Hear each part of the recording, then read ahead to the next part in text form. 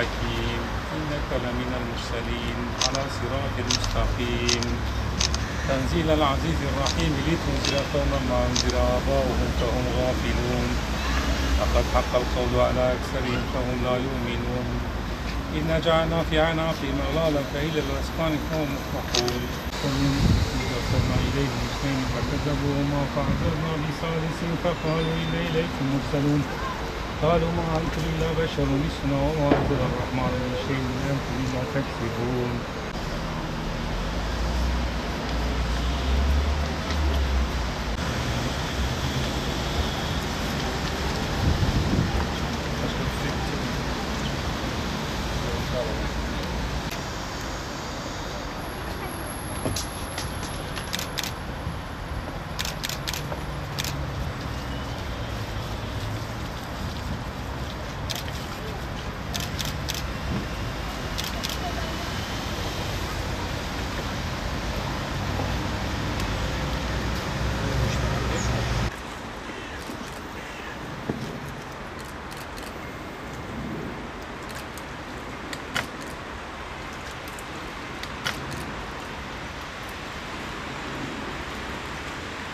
أتخذ من دونه آلهة إن يريد الرحمن بالضر لا تغني عن شفاعتهم شيئا ولا ينقذون إني إذا لفي ضلال مبين إني آمنت بربكم فاسمعون قيل ادخل الجنة قال يا ليت قومي يعلمون.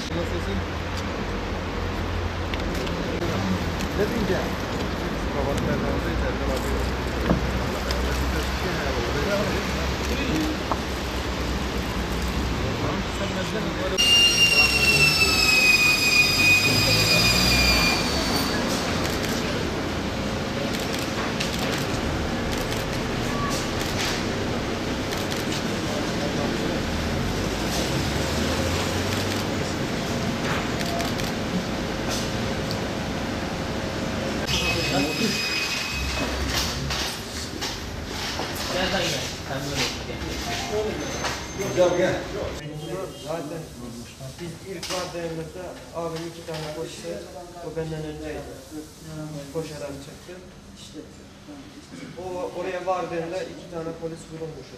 Oradakiler yaralı. Biri bacağından yaralanmıştı, diğerini ben görmedim. Onları arabaya bindirmişler, sivil araçla göndermişlerdi. En sonra abim orada telefonla tekrar bir daha aradım. Yerini söyledi, ben yanına vardım. O esnada dedi, askerler dedi, burada dedi, gişelerin içerisindeymiş dedi. İlk etapta zaten abimle yan yanaydık. O gişelerin o tarafa doğru 3-5 kişi gidiyordu. Ve askerler karşımıza, bizim 10 metre kadar karşımıza çıktılar. Ellerinde gevirmişler. Bize bağırıyorlar, gelmeyin işte gidiyoruz. Yanımızdaki büyük olan abiler de kim ateş etti? Bizim evlatlarımız. Bırakın silahlarımızı. Dediler, onlar bizim bu şeyimizle rağmen bu sefer kaçtı öbür tarafa, yolun öbür tarafına gittiler. O askerler rütbesizmiş yani. Rütbeli. Size karşılaşan rütbeliler mi? O ellerinde silah olanlar rütbeli olan. Polisler onlar gitti şeylerin arka tarafına, yolun bir tepe gibi öbür tarafına gittiler. Oraya yattılar. Kendilerini karanlık bölgeye aldılar. Oraya vardığında gişelerin altında yani biri bacağında açık alan ama araçlar onları doldurmuşlar. Araçların arasında. Ben sonra abim orada işte orada arabaların arasında gezerken otobüsler var. O esnada dedi otobüsün bir tanesine vatandaşın birinin girmesine çıkması bir oldu. İlk etapta zaten abimle yan yanaydı. İçeride biri var. Kişilerin o tarafa kapıdan girdiydi. Ben orta kapıdan girdim. Kapıyı açtım. Bak askerler tanesi yatıyor. Karşımıza böyle tuttum. 10 dakikada karşımıza çıkarttım dışarı. Dedim senin silahın var. Abi benim silahım var. Gelmemişti. Nerenin askersin sen dedim. Yanımızdaki bir abiler. Dedim onlar kim dedim, bu elinde silah olanlar Türkler mi, Ermeni mi, kimdir, nedir, siz niye bıraktılar? Şeyimize rağmen. Onlar dedi, siz dedim ne için geldiniz buraya? Bunlar benim O askerler bize sür dediler, biz sürükleriz. Buraya geldik, Suriyeliler kendileri bizi bırak. O ellerinde silah olan otobüs, tank görmez. Onlar gitti şeylerin arka tarafına, bu yolun. Oradan sonra başka dedi kimse var mı demeye kalmadı. Orada birkaç kişi daha vardı zaten. Kendilerini karanlık bölgeye aldılar. Bu sefer kimisi askerin üstüne geliyor. Kişilerden bir tanesi kendi tişörtünü çıkarttı. Askere verdi. Yani bizim bulunduğumuz bölge açık alan. Ama araçlar komple doldu zaten. Araçların arasındaydı. Sağa sola saldırıyor, yakacağım. Ondan sonra işte orada onu duyunca arabaların arasına gezerken otobüsler vardı. Hemen içeri bir daha girdim. Bir daha bakayım. Vatandaşın birinin girmesini kenarına yok. Dedik ne olur? İçeride biri var. Bossanlıklar. Öyle bakıyorlar. Resmen çatışmaya gidiyor. Kontrolü müydü? Doğru. Hepsini kontrol ettim. Yani eline gelen almışlar, hep çıkartmışlar. Yani senin silahın var. 40 kişilik otobüs açmışsın başından sonuna kadar. Nerede askersin? Boş kutulanlar var. Sandıklar var. Arka koltuğun arasına gittim, bir tane de orada yatıyor bir asker. Onu da çıkarttım, o da aynı şey yaptı. Niye bıraktılar? Onu da aynı şekilde gönderdim. Siz dedim ne için gelesine bizim abim de oralarda şey yapıyordu. Bir şey görmüş. Buraya gelince biz durdurdular. Kendileri indi bizi Sol bıraktılar. taraflardan otobüslerden. Otobüs sağ tarafından görmedim. Orada tam yolun kenarında bir kişi yaptı. Yanında da oradan sonra başka dedim kimse var mı? O kişiyi yaralamadı. Orada birkaç kişi daha vardı zaten. Tam biz oradaki şeylerinde bu sefer kimisi askerin üstüne gidiyor. Yani tam önünde geçiyor. Kendini dedim ne oldu? Askere verdi. Abi dedi vurdular canımızı biz dedi. Zor kurtardılar. Çıkartamadık siz de bakın buradan. Bir tanesi zaten Erdem abi dedi ki hadi gidelim biz dedi bunu dedi çıkartalım. Abi dedi Polisi çıkartmaz. polis de sivil. Onu duyunca adamları gönderdi. Biz bunu çıkartamayız. Zaten adamlar şimdi yanından geldi. Bir daha bakın. Adamlar korkmuş. Bence absız içerisinde zorla geldi. Ölmüş mü o kutular? Yaralı olanlar. Ölmemişler. Muhtemelen o da bizim burada bir tane Hasan abi var. Onun da hepsini kontrol etti. Yani ondan sonra işte tam karşı taraftan Sabiha Gökçen tarafından, Yeşiler tarafına gelen bir tane tır oldu. Tırı taradı bunlar. Boş kutular mı? Bunun lastikler falan patlattılar. Böyle arka koltuğun arasına gittim. Polis aracıyla da vurdular. Polis aracının arasında şoför de vurdular. Polis aracı duran bariyere gönderdi. O esnada abim buna dedi, polisler de vurdular, gidip polisler çıkarttı. Şey yapıyorduk, iki kişiyi görmüş. Tamam gidelim dedim. Bu ateş açanlar keskin nişaneydi. Yani bir yere mevzilenmiş. Ya yattı, hedef 5-6 gözeterek. kişi, aynen o şekilde. Ya bazen tarama yaptılar. O gişelerin demirlerinde büyük zirt tankerleri vardı. Onları falan vurdular. Araçlara kurşunlar, şeyler sağlık geldi. Bir tane saçlar, 3-4 tane gelmişti o kurşun. Abi dedi vurdular canı akıyor. Zor kurtardı. Çıkartamadık gibi. O esnada şey yapınca polisler de görünce orada yerde yatıyor kimisi. Polisler kimisi korkmuş arabanın arkasına saklanmış. Çıkartamayız. Polisler. Zaten adamlar şimdi yanından geldi. Biz 5 kişi miydik? 6 kişi mi ne toplandık? Bir tane kamyonet. Ölmüş mü o? Üstünde de 2 tane varil var. Yaralı olanlar. Ölmemişler. Arabanın arkasından biri polislere doğru yanaşmak istedi. En son oradan sonra işte tam karşı tarafta arabayı hareket ettirmeye başlayınca bizim hareket ettirdiğimiz arabaya başladı. Bunlar tır arabaya kurşun gelince böyle bir hafiften sallanıyor gibi oldu. Bizim arabayı tarıyorlar. Polis aracı erken vurdular. Vermezsin kamerayı abi ben derken az bir geride kaldım haberim beni paraya çekti. O esnada ondan sonra yavaş yavaş arabayı iterken arabanın ön camlarına kurşunlar geldi, patlattı arabanın camlarını. Tamam gidelim dedim. O ateş yanaştırdı. Önde bir tane bir yere mevzilenmiş. hatchback bir araba yattı. Ona yanaştırdı. Aynen o şekilde. Ya bazı arabalar yaptılar. Ön tamponun oradan. Önümüzdeki arabanın arka tamponun oraya geçtim çömelerek. Ama esnada duruşunlar şeylerin oraya bir tane kurşun sattı. Bir tane sattı, 3-4 tane gelmiş. Benim buralara bir vurdu. Yine bir sıcaklık hissettim. Yani. O esnada şey yapınca polisler görünce orada yerde yatıyor. Benim şurada küçük bir yaralama, bir de burada var. Arabanın arkasına saklandı. Oradan polis bir sıcaklık hissettim dedim herhalde ben bunu 5 kişi miydik? 6 kişi de 3-5 saniye kontrol ettim. Üstünde de 2 tane barel var. Tam abime döndüm. Ben abime diyecektim ki abi burada kesinlikle şenci var işte atıyor. Buradan geri dönelim geldiğimiz yerden. Arka taraftan işte nereden Arabayı bu şekilde girer. Başlayınca bu sefer aydınlık hareket ettirdiğimiz arabanın altındayız. Görmüyor.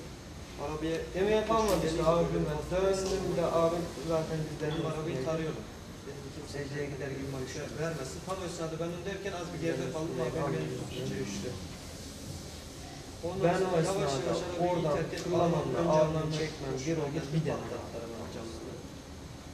Hemen geri Yanaştırdı. saplandı. Önde bir Yerde tane suya sürüyor. bir araba vardı. Ona yanaştırdı.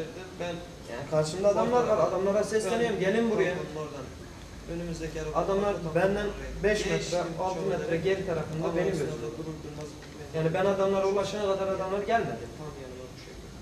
Yani vurulacağız mı dediler artık ne şey yaptılarsa gelmedi. Hissettim bacaklarımda. Ben abimi zorla oradan şey yapalım. Asfalt kucağıma aldım. Oradan arabaya Benim götürdüm. şurada küçük bir yer. Yani onların yanına varınca onlar da yardım etti. Oradan Bunlar dediğin polis değil mi? sıcaklık hissettim. Dedim herhalde ben Saat kaç olur? Görüşmek üzere. Geçmiş olsun. Allah razı olsun. Sağ olun. Bir zamanda Abi zor. zor. Cenab-ı Allah kimsenin başına Amin. vermesin. Çok zor. Yani dışarıdaki vatandaş için belki biraz daha şey gelebilir ama içerideki anası, babası, kardeşi hele bir de kendi canından daha öte görüp kendi kucağında can veriyorsa onun için de lazım. Ateş düştüğü yeri yaktı. Allah sabırlar versin. Allah sabırlar versin.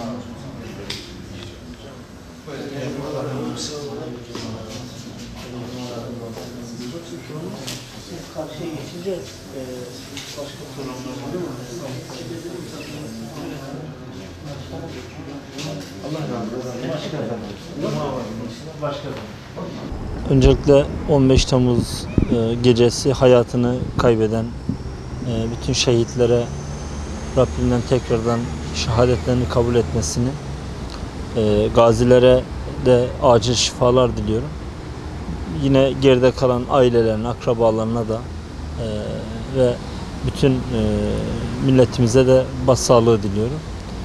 Yaklaşık bir yıl geçti 15 Temmuz üzerinden. Bu ilk ayağı darbe girişim olan belki nihai hedefi de işgal hareketi olan bu girişimi şiddetle lanetliyoruz. Bizler de o günden bu zamana kadar geçen bu süre zarf içerisinde şehit ailelerini yalnız bırakmamaya çalıştık. Onların da her daim yanında olmaya çalıştık. Milletimiz bu gibi girişimlerden, bu gibi girişimlere maruz kalmaz.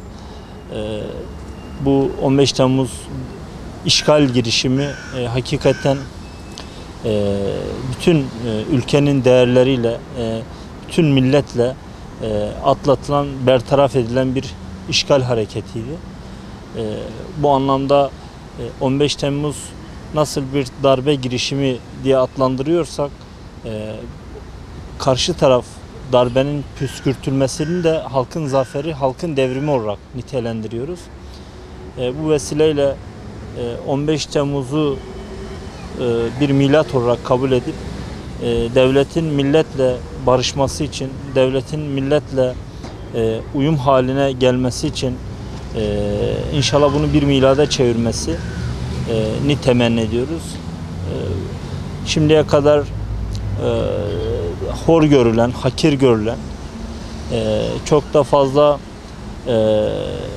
yani etkisi, gücü önemsenmeyen bir milletin tankların, topun ve savaş uçaklarının önünde durarak bir destan yazmıştır. Bu vesileyle de biz bunu bir Kurtuluş Savaşı, bir Çanakkale'deki ruhla aynı, eşit görüyoruz. Bu anlamda umarız bundan sonra bu tür hesaplar yapanların bu hesaplarını gözden geçirip bir daha bu millete böyle bir acıyı yaşatmamalarını, akılları başlarına almalarını buradan çağrı yapıyoruz.